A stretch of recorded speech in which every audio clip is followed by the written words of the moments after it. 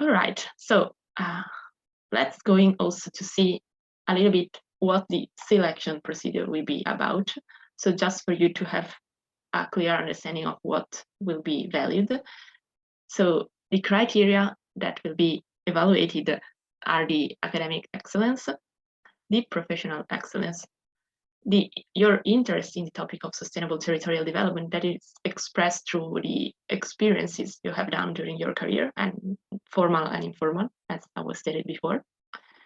Then the English language proficiency that is also assessed beside the certificates or the curriculum, is also assessed through the personal statement letter, and also the second language proficiency. And then the reference letters are also important for the evaluation.